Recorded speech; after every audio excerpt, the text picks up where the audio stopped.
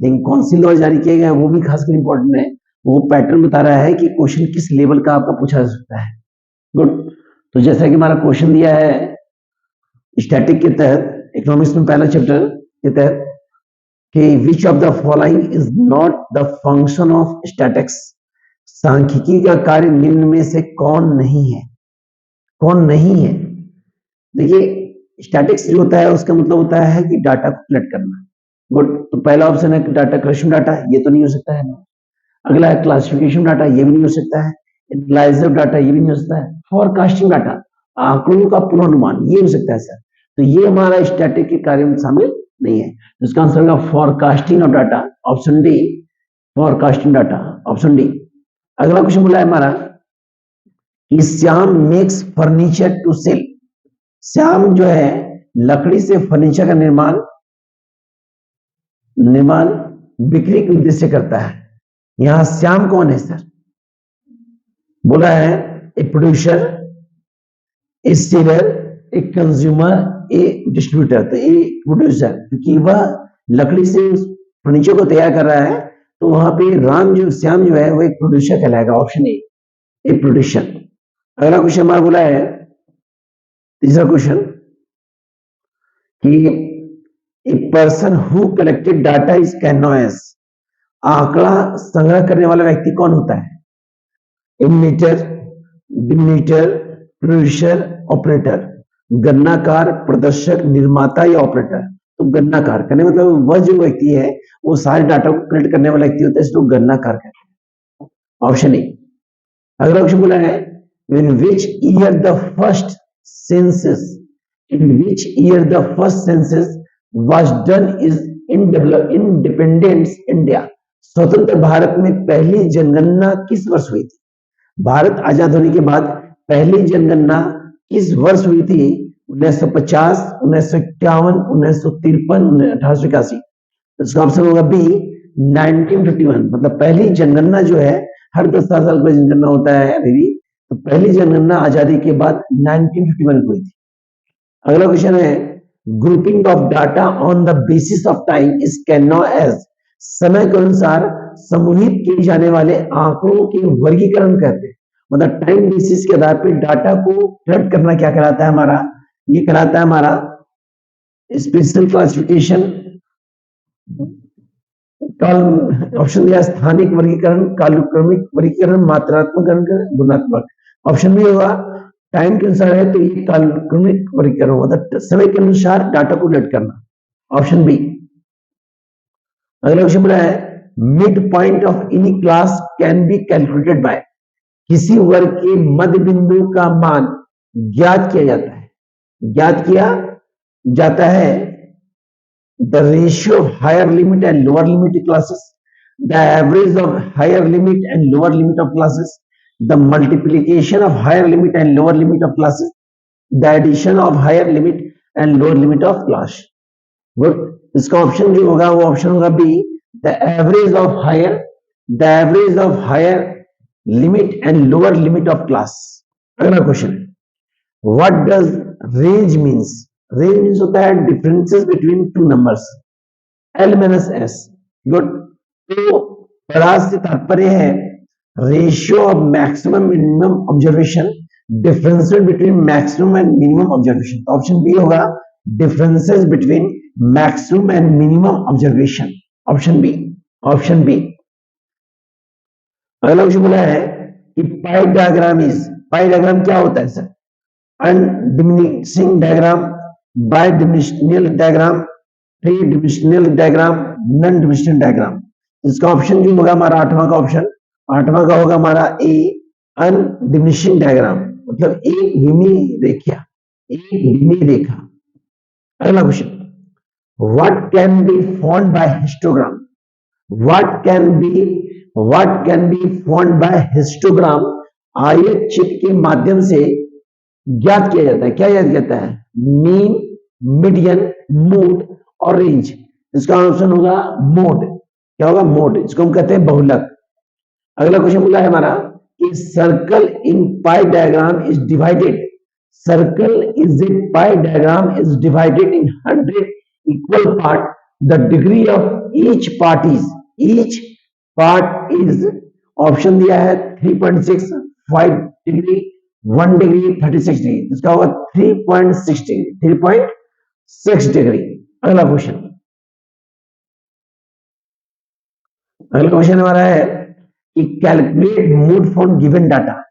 इस क्वेश्चन में मोड का आंसर क्या होगा? तो मोड में इंडिविजुअल क्वेश्चन है, तो जो नंबर रिपीटेड होता है वो हमारा मोड कहलाएगा। तो इस क्वेश्चन में हमारा रिपीटेड नंबर जो है 26 है, तो 26 एक बार नहीं, दो बार नहीं, 3 बार हमारा रिपीटेड, तो नंबर हमारा रिपीटेड कौन है? 26, तो आंसर होगा 26। अगला क्वेश्चन बोला है quartile is measured which divides the data. Quartile जो होता है उसमें Q1 और Q3 होता है, उसमें बोला है चतुर्थक का वह मान जो दिए गए आंकड़ों को बांटती है, आंकड़ों को बांटती है, कितने भाग बांटती है? 4 भाग में, इन 4 इक्वल पार्ट में, क्योंकि जब क्वार्टाइल बनाते हैं उसमें डिवाइड हम लोग 4 से देते हैं, मीडियन में डिवाइड 2 से देते हैं, परसेंटाइल में 100 देते हैं और डिसाइल में 10 से देते हैं। अगला question, which of the following is one of the characteristics of median. निम्नलिखित में से माध्यिका की विशेषता कौन सी है? कौन सी है? पहला ऑप्शन दिया है it divides the data into 2 equal parts, it divides the data in 4 equal parts, independent upon the extreme value of data, it has highest frequency in data, highest frequency in data। तो इसका option होगा हमारा it divides the data into 2 equal parts। Option A, यह आंकड़ों को 2 भागों में बांटती है।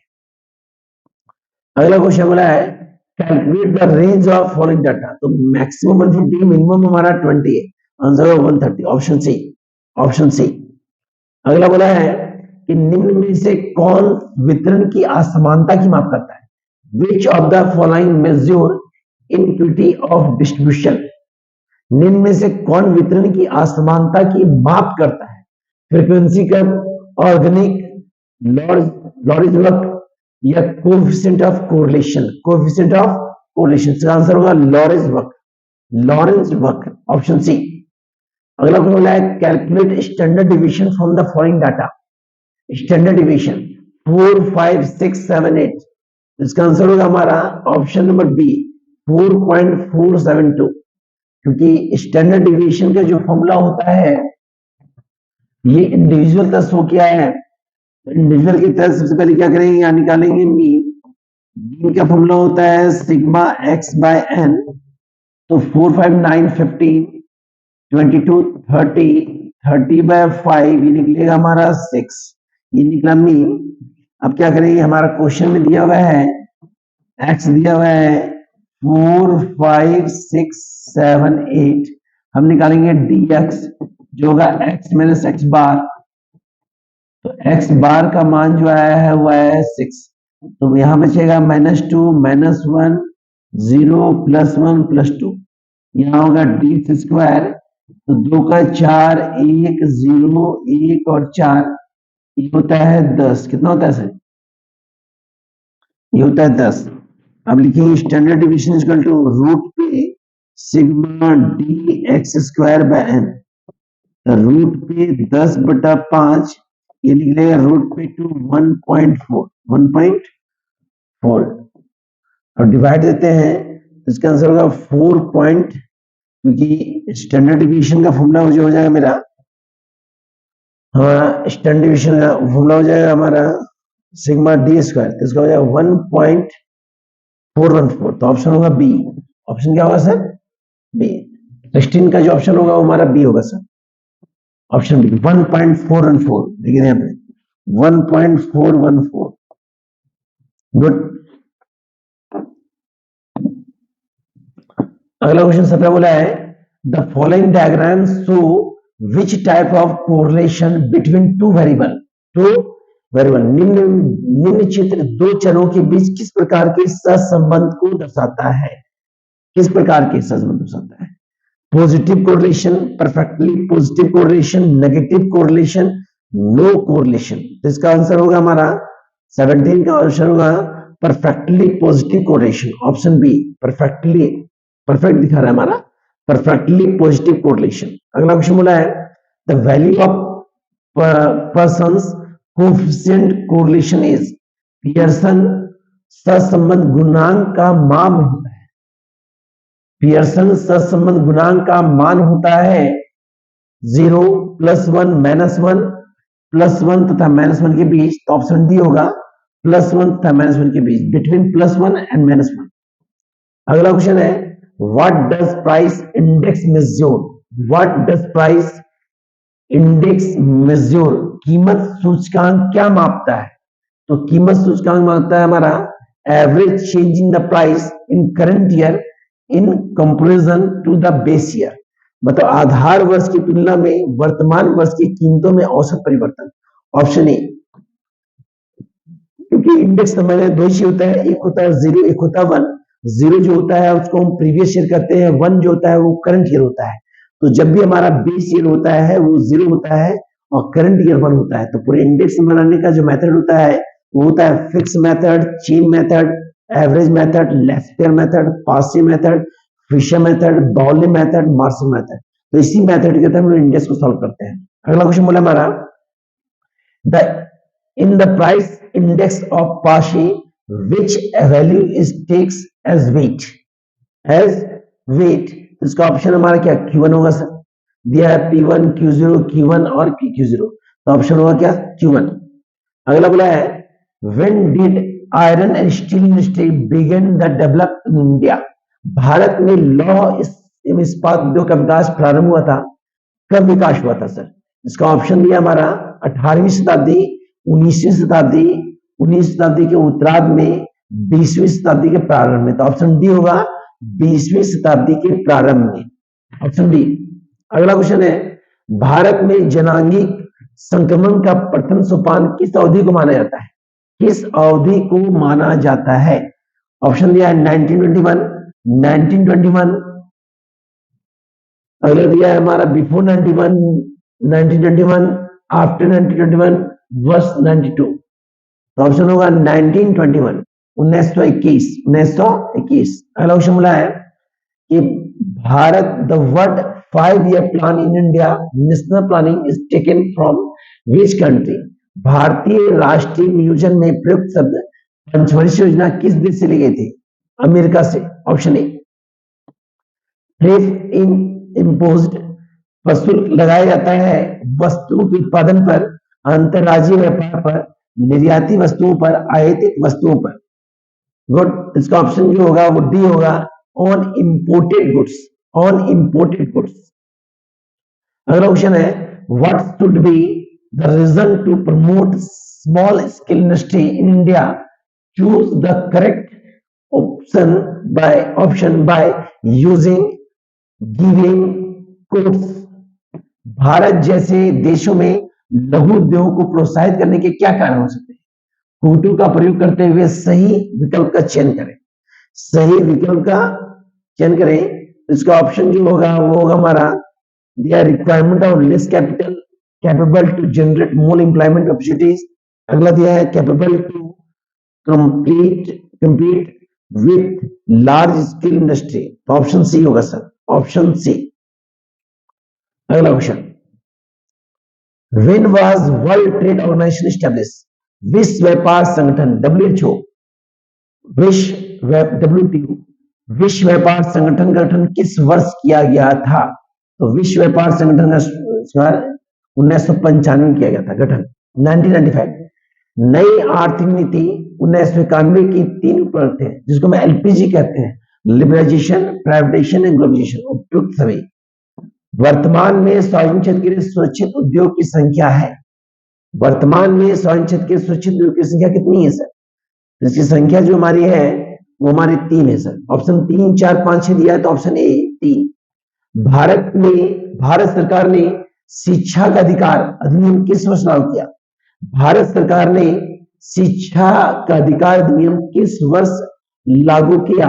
2006, 2009, 2011, 2014। तो इसको कहते हैं भारतीय शिक्षा अधिनियम, जो हमारा 2009 में पास हुआ है, 2009 में। अगला क्वेश्चन बोला है कि विश्व ज्ञान अर्थव्यवस्था के श्रेष्ठ प्रयोग करने वाला देश माना जाता है Which country is said to be the best user of world knowledge economy? Ireland, Norway, New Zealand, Japan. तो ऑप्शन होगा आयरलैंड। आयरलैंड। अगला क्वेश्चन है, consider the following extents and the reason regarding human capital.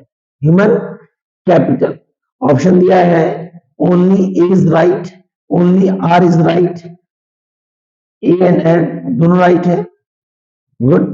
और option D, A and R both are correct, but R is not to correct exhibition of A। इसका option होगा मेरा 31 का, इसका answer होगा sir C, A and R दोनों sir, मतलब only A is right, only R is right, good, option C. अगला, operation flood is related to. Operation flood का संबंध है, किससे संबंध है सर? ऑपरेशन फ्लड का संबंध जो है दूध उत्पादन से है, the production of milk, the production of milk. अगला क्वेश्चन है, eco friendly technology related to. Eco friendly technology related, इसका संबंध किससे है sir?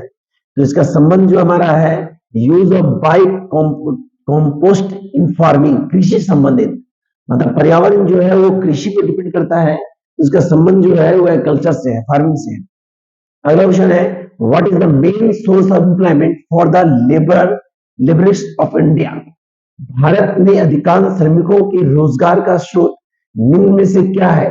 Primary sector, secondary sector, tertiary sector, both A, both B and C. B and C, इसका option होगा primary sector, primary sector. अगला question बोला है, construction workers are called, निर्माण मजदूर निम्न में क्या कहलाते हैं?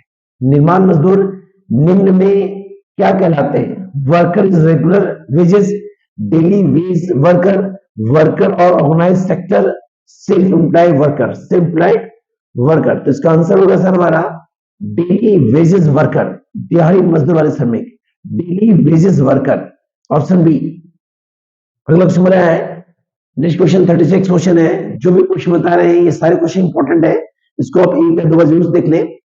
An example of renewable resources, नवीनीकरण संसाधन का एक उदाहरण है। नवीनीकरण एक संसाधन का उदाहरण है, trees in forest, fishes in sea, both A and B, folio fuel.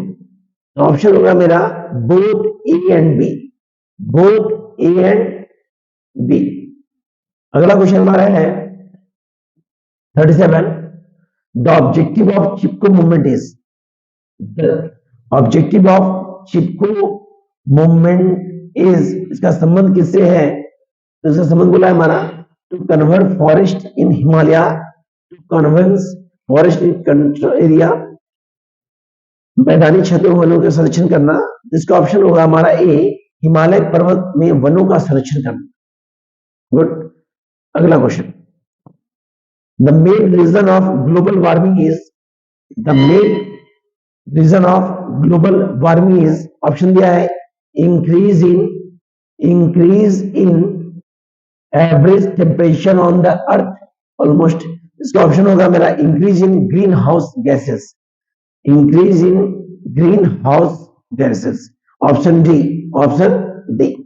अगला 39 क्वेश्चन दिया हमारा, the commune started in the rural area of China is related to, चीन के ग्रामीण क्षेत्रों में प्रारंभ किए गए कम्यून का संबंध निम्न से है, किससे?